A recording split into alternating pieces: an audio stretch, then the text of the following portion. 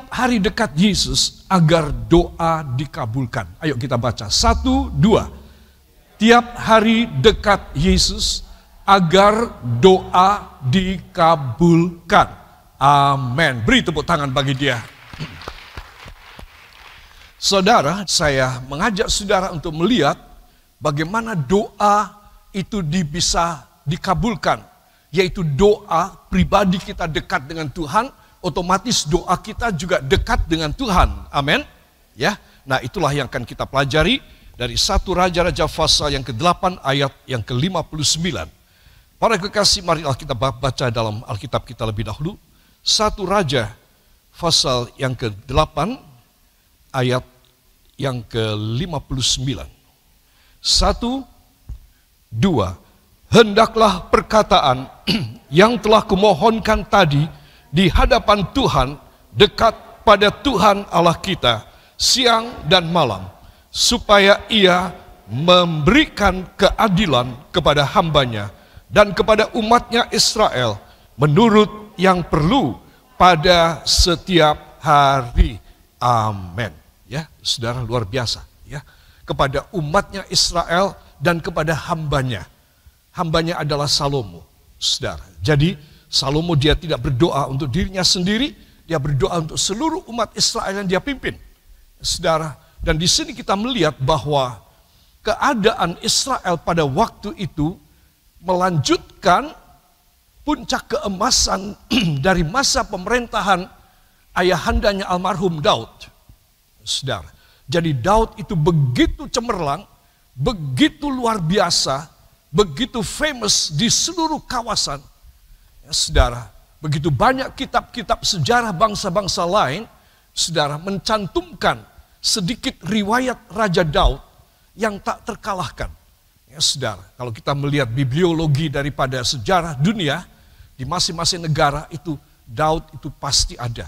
Karena mereka ada dekat kawasan sana, dan mereka semua tunduk, dan mereka menghormati Daud. Saudara, dan anugerah Tuhan sekarang menurun kepada anaknya Salomo. Saudara, kenapa? 1, karena dia anak Daud. 2, karena dia melakukan suatu pembangunan rumah Allah. Saudara, dan dia mengorbankan luar biasa banyaknya untuk rumah Tuhan.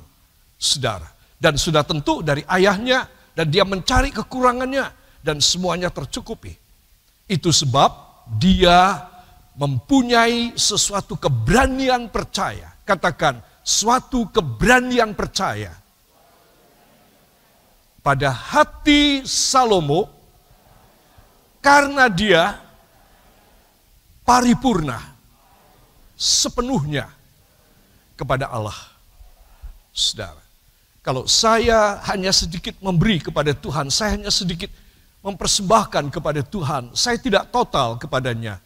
Saudara, beranikah saya membuat satu tuntutan kepada Tuhan bahwa doa saya harus selalu dekat di hadirat Tuhan Allah kita? Saya tidak berani, saudara. Kenapa Salomo berani? Karena Salomo sudah total kepada Tuhan. Dan dia tahu Tuhan menerima itu semuanya. Tidak ada yang ditolak oleh Tuhan, saudara.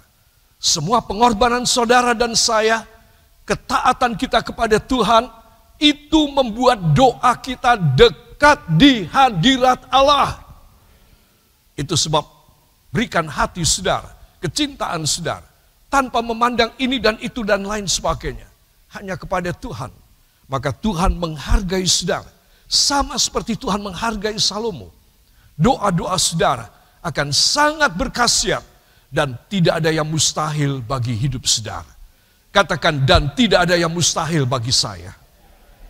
Ketika doa saya dan pribadi saya dekat dengan Tuhan, beri kemuliaan yang baik bagi dia. Saudara, dan masih ingatkah saudara mengenai soal kegelapan?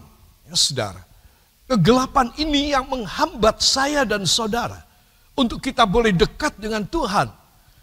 Kalau saudara dalam keadaan suasana dan cuaca ataupun keadaan malam yang gelap dan tidak ada lampu, saudara, maka saudara akan bingung arah. Ya, saudara, itu sebab apa yang menghambat kedekatan saya kepada Tuhan, yaitu kegelapan yang melingkupi hidup saya. Apakah kegelapan? Dosa, duniawi, dan segala pekerjaan kuasa kegelapan dan teman-teman dan orang-orang dan family yang mencoba untuk mempengaruhi hidup saya. Nah, itu kegelapan, saudara. Kegelapan membuang saya dari hadirat Tuhan. Kegelapan menjauhkan saudara dari hadirat Tuhan. Itu sebab bagaimana dong kita harus menengking dan kita harus minta kuasa Tuhan untuk mengusir awan gelap dari hidup kita, dari keluarga, dari masa depan kita, sampai kita boleh mengalami terang dari Tuhan dan kita berjalan di dalam terang Tuhan. Amin. Barulah saya dan saudara tanpa intervensi kuasa kegelapan kita menuju kepada tujuan kita. Sampai pada hari terakhir kita hidup, sampai pada tarikan nafas dan hembusan nafas terakhir, kita bisa masuk dalam terang yang sempurna. Katakan, masuk dalam terang yang sempurna. Karena saya menghancurkan awan gelap dari hidup saya. Setuju, beri tepuk tangan bagi dia. Saudara, dan inilah satu hal yang kita harus pikirkan. Kita pikir, aku harus setia kepada Tuhan, itu bagus. Aku harus melayani Tuhan. Aku harus membaca Alkitab di rumah, aku harus berdoa, mengembalikan persepuluhan, melayani Tuhan dalam bentuk apapun. Aku harus mengutamakan Dia nomor satu lebih daripada semuanya. Itu semua bagus, saudara. Tetapi ada satu yang seringkali memberikan bayang-bayang di dalam hidup kita, yaitu awan kegelapan. Saudara, ini yang tidak bagus. Di luar kita bagus, di gereja kita bagus. Saudara, semuanya bagus yang kita tampilkan. Tetapi siapa tahu di dalam hati kita masih ada awan kegelapan. Ya, saudara, dan ini yang menghambat, sangat menghambat anak-anak Tuhan. Kita boleh berbakti kepada Tuhan 50 tahun. Kita boleh memberikan korban sebanyak-banyaknya kepada Tuhan. Tapi awan kegelapan masih ada dalam hidup kita. Itu berarti dosa masih ada bercokol dalam hidup kita. Maka apa yang akan terjadi dalam hidup saudara? Kita tidak akan ada terang daripada Tuhan. Kita akan mengalami perkara-perkara yang tidak menyenangkan dalam hidup ini, saudara. Dan kita heran, Tuhan, hamba ini sudah kelihatannya sudah pol-polan dengan Tuhan. Kenapa mesti ngalamin kayak begini? Saudara, ya, sekarang jawabannya ada. Saya sampaikan jawabannya. Karena awan gelap masih ada pada kita. Kalau di dalam rumah tangga saudara semuanya terang, tidak ada awan gelap, tidak ada pertengkaran dalam keluarga saudara. Tidak ada sesuatu hal yang tidak menyenangkan terjadi dalam keluarga saudara. Tidak akan terjadi. Itu akan melingkupi anak keturunan saudara juga. Kenapa? Karena saudara sudah membuang semua awan gelap dalam hidup saudara. Dan saudara hanya menerima terang Kristus dalam hidup keluarga saudara. Yang mau beri tepuk tangan bagi dia. Saudara, ayat ini perlu kita baca ya. Saya undang kita bangkit berdiri sekali lagi. Kita membaca 5 buah ayat berikut. Dari Yesaya pasal yang ke-58, ayat 6 sampai dengan ayat yang ke-10. Mari kita akan baca dengan suara yang nyaring. 1, 2. Bukan berpuasa yang ku kehendaki,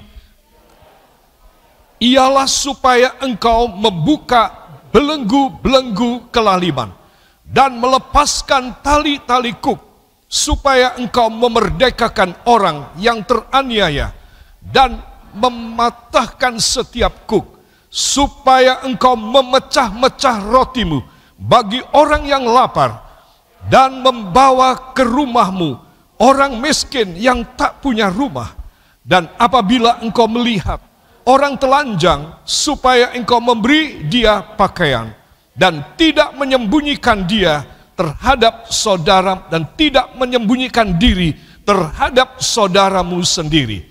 Pada waktu itulah kerangmu akan merekah seperti fajar dan lukamu akan pulih dengan segera. Kebenaran menjadi barisan depanmu dan kemuliaan Tuhan barisan belakangmu. Pada waktu itulah engkau akan memanggil dan Tuhan akan menjawab.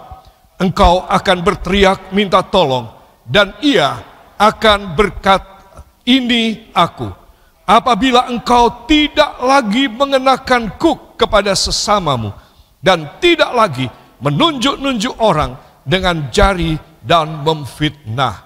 Apabila engkau menyerahkan kepada orang lapar apa yang kau inginkan sendiri dan memuaskan hati orang yang tertindas, maka terangmu akan terbit dalam gelap dan kegelapanmu akan seperti rembang tengah hari. Amin. Terima kasih. Silakan duduk kembali. Luar biasa. Ya, saudara, apabila. Wah, Tuhan banyak sekali syaratnya. Saudara, semua syarat itu sebenarnya ada satu pokoknya. Kalau pokoknya ini saudara patahkan, maka semua syarat terpenuhi. Ya, saudara. Nah, apakah pokoknya? Dalam ayat yang ke-6, saudara, bukan, berpuasa yang ku kehendaki ialah supaya engkau membuka belenggu-belenggu kelaliman. Saudara, jadi hidup saya dan hidup saudara ini seringkali ada di dalam belenggu. Saya katakan tadi awan gelap. Ya, orang lain mungkin tidak merasa dan tidak ngelihat kepada saya, kepada saudara. Tapi kita sendiri tahu, aku terbelenggu. Apa yang disebutkan tadi, apabila itulah hal-hal di mana Tuhan ingin kita lepas. Tuhan ingin kita dimerdekakan daripada hal tersebut. Jadi, katakan jadi, awan gelap di dalam pribadi dan keluarga tergantung belenggu saya. Saudara, ini pokoknya, ini sumber masalahnya. Bila saya dan saudara masih terbelenggu oleh apa saja yang orang lain tidak tahu. Orang lain melihat kita bagus sekali, saudara. Tetapi Tuhan memberitahu kepada saya dan kepada saudara bahwa ada sesuatu pokoknya. Kalau belenggu ini kamu sudah lepaskan, maka semua juga rantai-rantai yang lain akan lepas dengan sendirinya. Saudara yang kekasih, itu sebab awan yang gelap itu bukan karena kesalahan orang atau orang yang paling dekat, suami atau istri, anak atau orang tua saudara, kakak atau adik saudara. Belenggu itu adalah karena saudara pribadi. Setiap orang harus datang menghadap hakim di atas hakim. Tidak boleh bergantung dan menggantungkan diri pada orang yang rohani. Semuanya harus sendiri datang kepada Tuhan, saudara. Dan ini adalah satu hal yang saya dan saudara harus pahami. Jikalau kamu tidak melakukannya, ayat yang ke-10 tadi, kita sudah baca. Apabila engkau menyerahkan kepada orang lapar apa yang kau inginkan sendiri dan memuaskan hati orang yang tertindas, maka terangmu akan terbit dalam gelap dan kegelapanmu akan seperti rembang tengah hari. Saudara, ini adalah hasil daripada tidak ada lagi awan gelap dalam hidup kita. Saudara, seringkali saya mempelajari suatu kesusahan itu datang pertama dari diri kita sendiri. Kedua, kesusahan bisa selesai juga dari diri kita, bukan dari orang lain. Amin. Jadi kalau saudara dalam kesusahan, kekurangan uang, sakit tidak sembuh, dan saudara gagal dalam usaha, dalam segala aktivitas saudara, maka saudara harus kembali pada diri saudara sendiri, pada diri saya sendiri. Saudara, saudara tidak boleh menyalahkan orang lain. Yang menghambat saudara, katakan demikian. Yang menjegal saudara, katakan demikian. Dia bisa menghambat saya, dia bisa menjegal saya, karena saya tidak beres. Cuma itu saja rahasianya. Jadi Tuhan berkata, ayat yang ke-6, kenapa kamu mesti berpuasa? Kalau kamu tahu puasa apa yang aku inginkan. Lalu Tuhan menjelentrehkan ayat 6, ayat 7, ayat 8, ayat 9, ayat 10. Dari ayat 6 sampai ayat 10, Tuhan itu menunjuk pada diri kita. Jadi kenapa kita gagal? Karena diri kita tidak beres. Saudara, jangan menyalahkan orang tua, anak-anakku. Jangan menyalahkan anakmu, hai para orang tua. Jangan menyalahkan istri dan suami. Diri pribadi kita. Kalau suami dan istri mendengar firman yang saya sampaikan ini, beruntung sekali. Karena mereka tidak akan saling menyalahkan. Saudara, melainkan introspeksi, mawas diri. Oh ya, karena aku sendiri deh. Tuhan berkata, bahkan kamu puasa sekalipun, aku enggak jawab doa kamu. Puasamu palsu. Apa sebab? Karena masih ada awan gelap dalam hidupmu. Seorang yang terang benderang dengan Tuhan, saudara, tidak ada lagi yang dipersoalkan oleh Tuhan dalam hidupnya. Saudara, dan itulah tahap yang Tuhan inginkan pada saya. Yang saya harus mencapainya, saya harus berjuangnya. Bukan hanya dengan air mata, tapi dengan pengorbanan diri saya. Saudara, dan tiada henti usaha untuk bangkit kembali dari semua kegagalan. Tiada henti usaha untuk mengangkat tangan dan berseru kepada Tuhan. Saudara, tidak ada satu orang bisa berhasil kalau dia tidak berserah total kepada Tuhan. Amin. Harus berserah total. Awan gelap itu hal kecil sekali, gak ada artinya. Saudara, engkau akan masuk pada rembang tengah hari. Rembang tengah hari adalah di mana matahari persis di atas kepala kita. Saudara, ketika matahari di atas kepala kita dan saudara berdiri di Tugu Katulistiwa di Pontianak, saudara, maka tidak ada bayang-bayang sama sekali. Pada jam 12 yang panas terik itu, semua orang yang berdiri di situ, mereka berdiri di garis Katulistiwa atau horizon, maka tidak ada bayang-bayang. Bayang-bayang itu ada secara ilmu, secara scientific, ya, secara keilmuan ada di mana? Di bawah telapak kaki kita. Sudah, tapi kita tidak bisa melihat, orang lain tidak bisa melihat. Kita menginjak bayang-bayang di bawah kaki kita. Saudara. Dan inilah yang menjadi kehendak Tuhan. Tetapi kalau saya dan saudara itu miring, tidak di bawah matahari, saudara, maka saya dan saudara pasti punya bayang-bayang. Jam 12 tengah hari saudara jalan, pasti ada bayang-bayang. Karena Magelang tidak ada pada garis Katulistiwa. Saudara. Nah, di sini kita melihat bahwa seringkali pertolongan Tuhan itu lama terjadi pada kita. Jawaban doa itu lama terjadi pada kita. Gara-gara kita, saudara, tidak ada pada rembang tengah hari. Katakan rembang tengah hari. Suatu posisi saya di hadirat Allah, di mana tidak ada bayang-bayang maut. Karena bayang-bayang maut sudah saya injak di bawah telapak kaki saya. Amin. Ya saudara, jadi di sini mudah sekali ya logikanya, cenglinya itu masuk. Jadi saya ingin supaya kita semua tahu bahwa kenapa ada awan gelap? Ya kita tidak persis di bawah Tuhan. Kita barangkali masih serong daripada Dia. Maka akan muncul bayang-bayang yang panjang.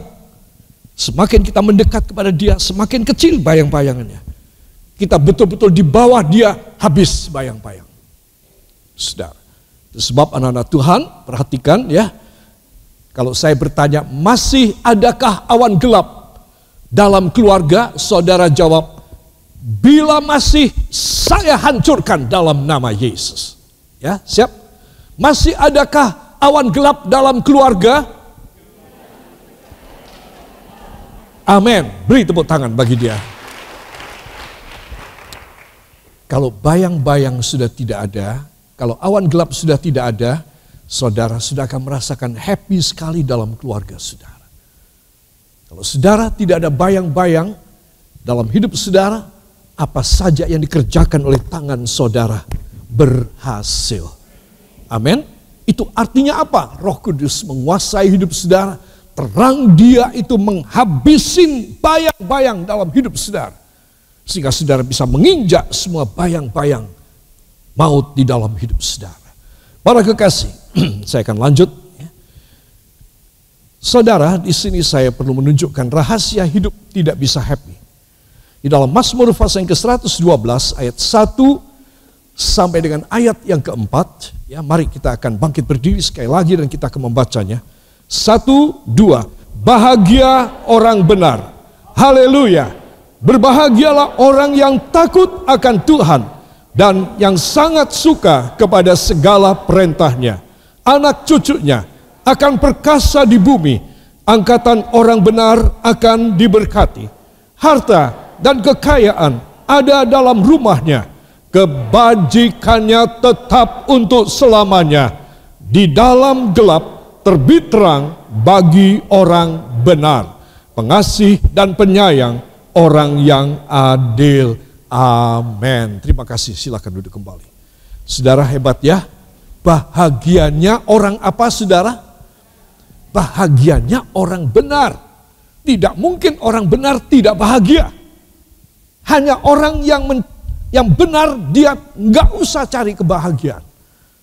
Bahagia tidak ada dalam penghasilan dan gaji yang besar.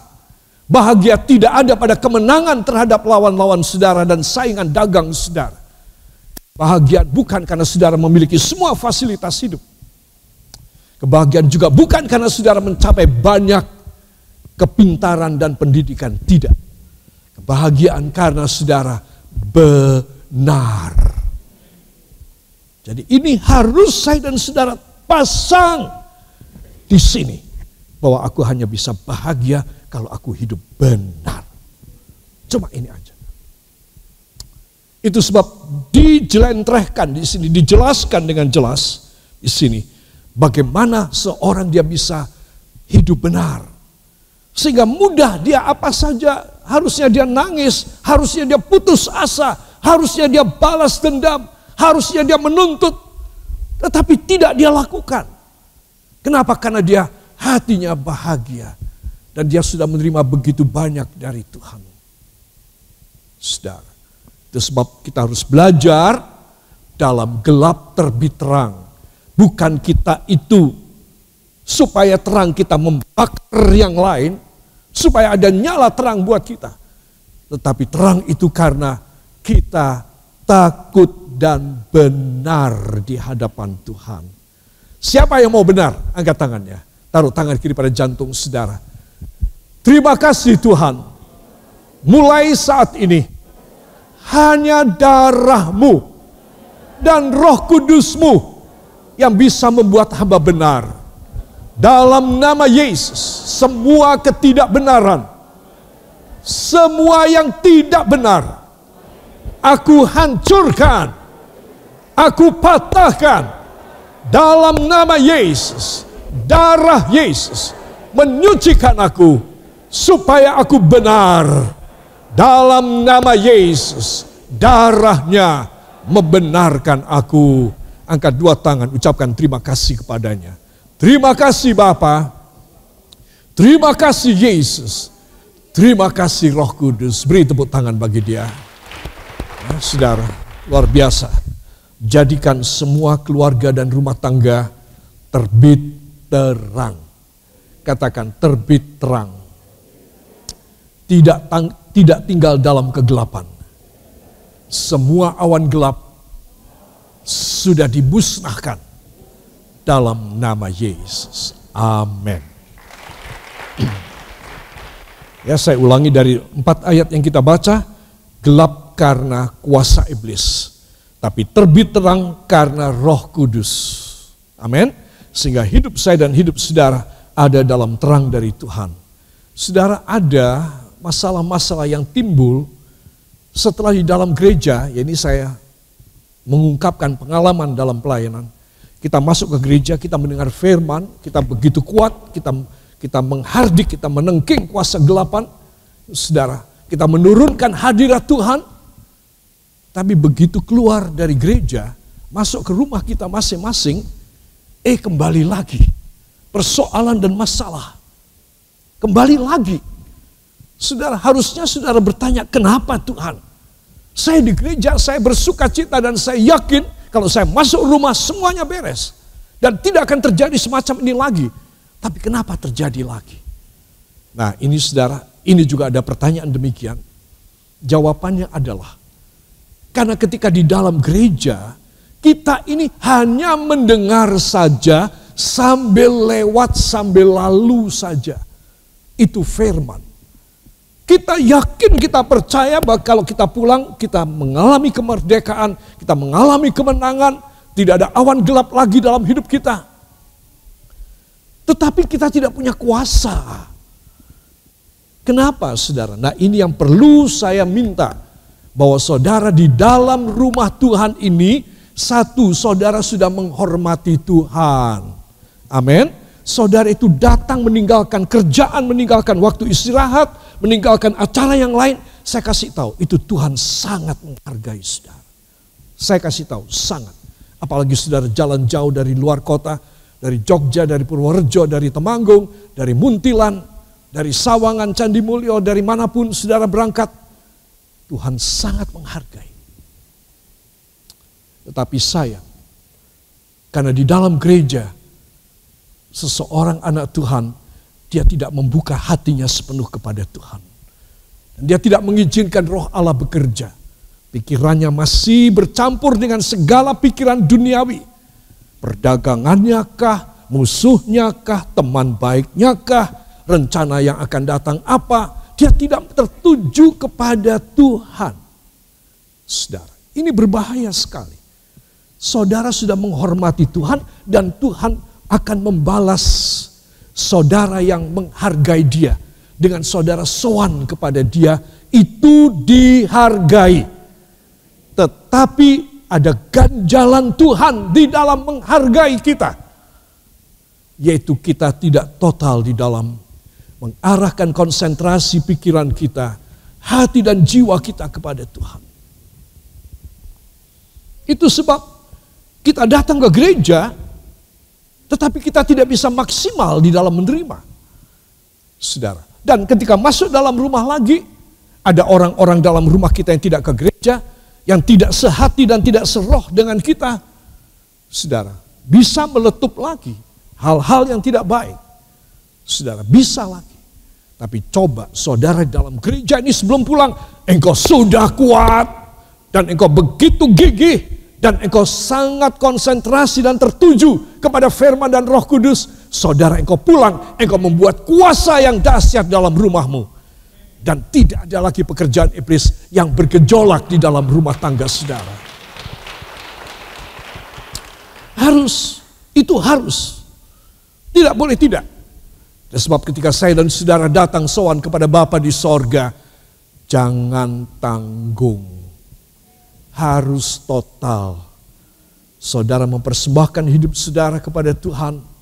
Saudara, dan saudara akan pulang membawa kuasa yang dahsyat.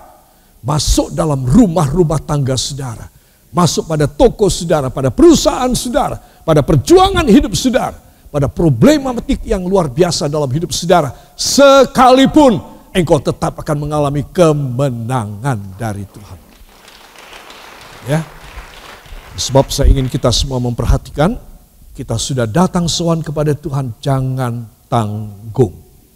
Katakan, saya tidak boleh tanggung. Saya harus total. Supaya hasilnya kelihatan. Hasilnya bisa saya nikmati. Dalam nama Yesus. Amin.